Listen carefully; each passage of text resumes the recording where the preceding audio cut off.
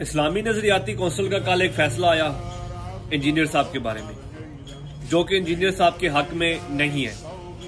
अब हालात तो इस तरह नजर आ रहे हैं कि हालात इंजीनियर साहब के फेवर में नहीं जा रहे, जो कि परेशान करने वाली बात है।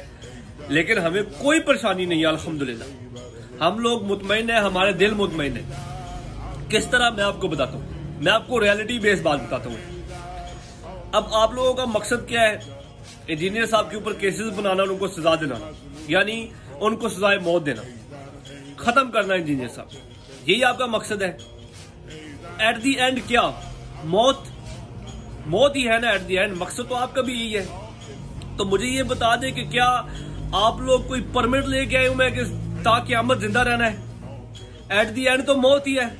इंजीनियर साहब ने भी मर जाना है, आपने भी मर जाना है, मैंने भी मर जाना है, सबने मर जाना है। द पॉइंट इज कि क्या इंजीनियर साहब का इस दुनिया में होना या ना होना उनकी दावत के ऊपर कोई असर डालता है या कोई नुकसान करता है?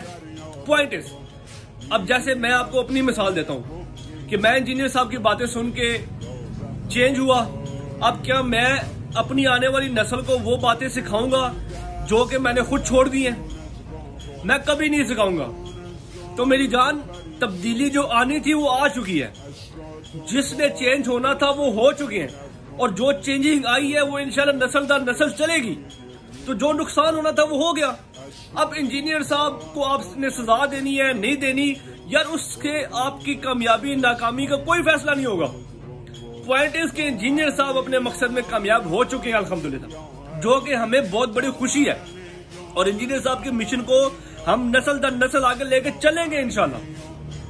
तो मेहरबानी फरमाकर, आपके अपने लोग ये कह रहे हैं कि यार उनके ऊपर किसी किस्म का केस बनता ही नहीं है, लेकिन चले, कानून अपना काम कर रहे हैं, हम दिल से कबूल करते हैं कानून को। आप अपना काम करें, कोई मसला नहीं है।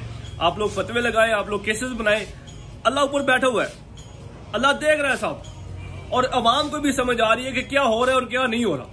लेकिन चले, हम कानून का एहतराम करते हैं, हमारे दिल मुतमईन है अल्हम्दुलिल्लाह।